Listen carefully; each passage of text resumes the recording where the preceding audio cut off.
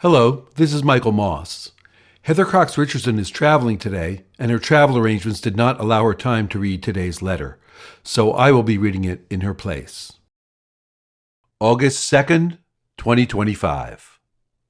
Republicans in the state legislature are working to redistrict the state before the 2026 midterm elections.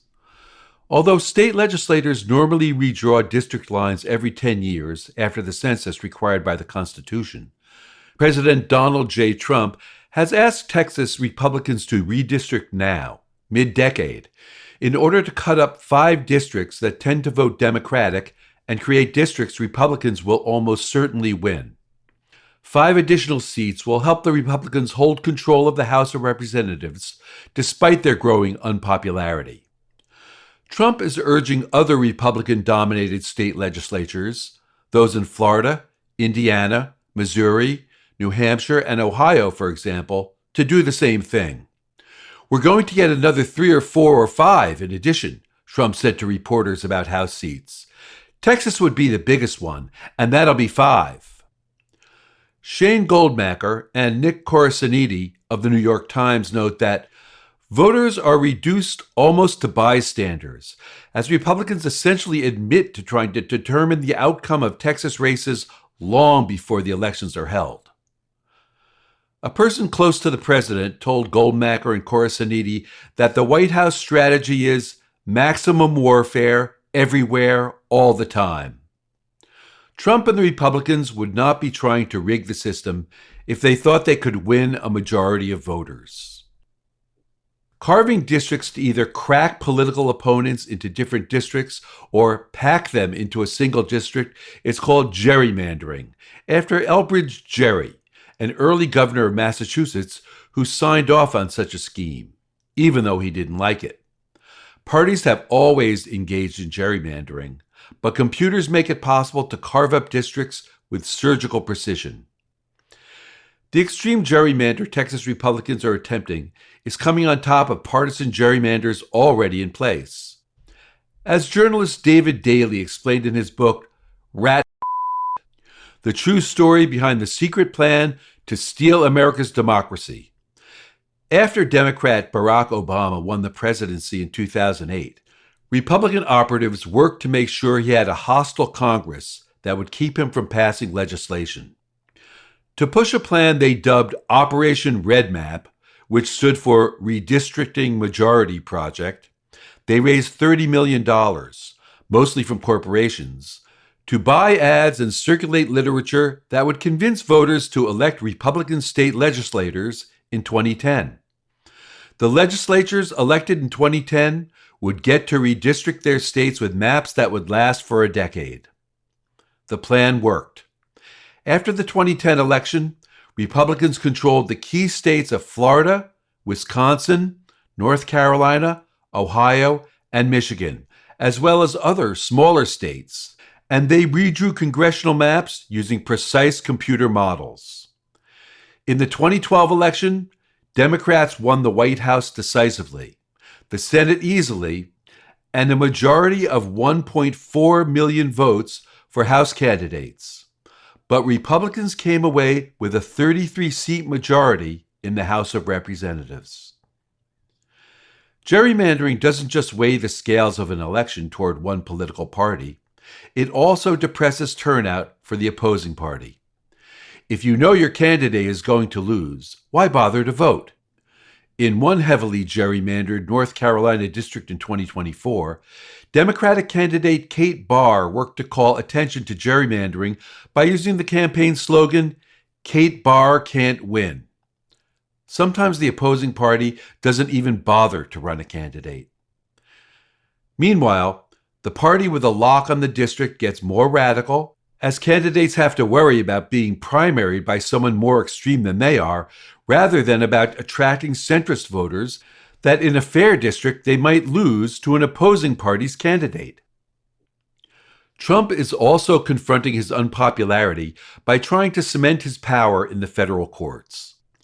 Republicans began working to cement their power by stacking the courts during Ronald Reagan's presidency.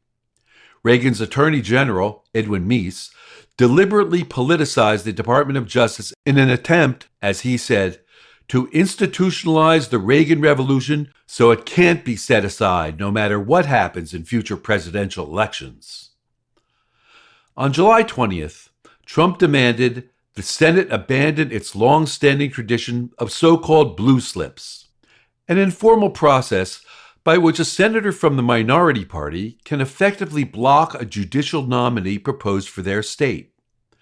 While this system can be abused by senators holding seats open for a president of their party, as Senator Josh Hawley, a Republican of Missouri, did during the Biden administration, it is designed to prevent a president from stashing unqualified or bad appointees in their states.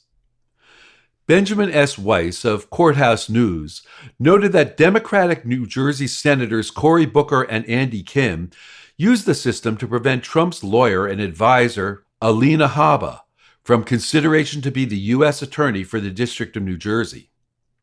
After posting on social media that the practice means the President of the United States will never be permitted to appoint the person of his choice, Trump demanded that Senator Chuck Grassley, a Republican of Iowa, the chair of the Senate Judiciary Committee, end the system immediately and not let the Democrats laugh at him and the Republican Party for being weak and ineffective. Trump then reposted other posts calling Grassley a rhino, or Republican in name only, and sneaky, and suggesting he hates America. Ending the practice would effectively cut senators in the minority from any influence at all on judicial appointments. And Grassley, who has gotten Trump's many controversial appointees through Senate confirmation, has refused to agree. He said, "I was offended what the president said, and I'm disappointed it would result in personal insults." In July, Trump demanded the Senate cancel its scheduled August break and long weekends to confirm his incredible nominees. Democrats have deployed the same techniques Republicans used to slow the confirmation of Democratic presidents' nominations. According to Manu Raju and Victoria Strachwalursi of CNN, Senate Minority Leader Chuck Schumer, a Democrat of New York, said he would agree to let some nominees go through quickly in batches so the senators could go home, but only if the administration unfroze the federal funds Congress appropriated for agencies like the National Institutes of Health and programs like foreign aid, and only if Trump agreed he would not push for another rescissions package clawing back appropriations Congress passed. Tonight, Trump posted, "Tell Schumer, who was under tremendous political pressure from within his own party, the radical left lunatics, to go to hell. Do not accept the offer. Go home and explain to your constituents what bad people the Democrats are and what a great job the Republicans are doing and have done for our country. Have a great recess and make America great again." Schumer reposted Trump's rant and commented, "The art of the deal." Meanwhile, Democrats say they will fight back against Republican gerrymandering. They will challenge any Republican redistricting in court, but after standing firm on Democratic institutionalism in the past, they now say they are willing to fight fire with fire and redistrict their own states to create Democratic districts.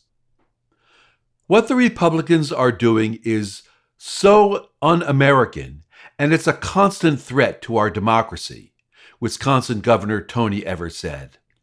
"So I'm really pissed, frankly, and we are going to do whatever we can do to stop this from happening."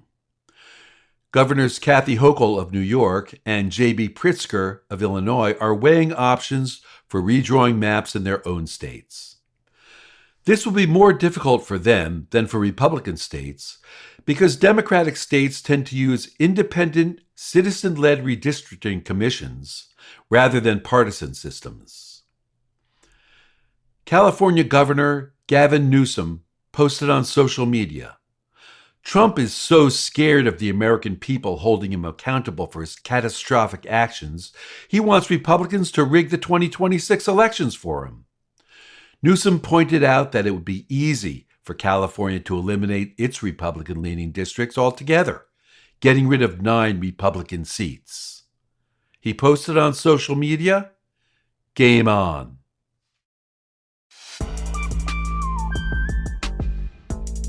Letters from an American was written by Heather Cox Richardson.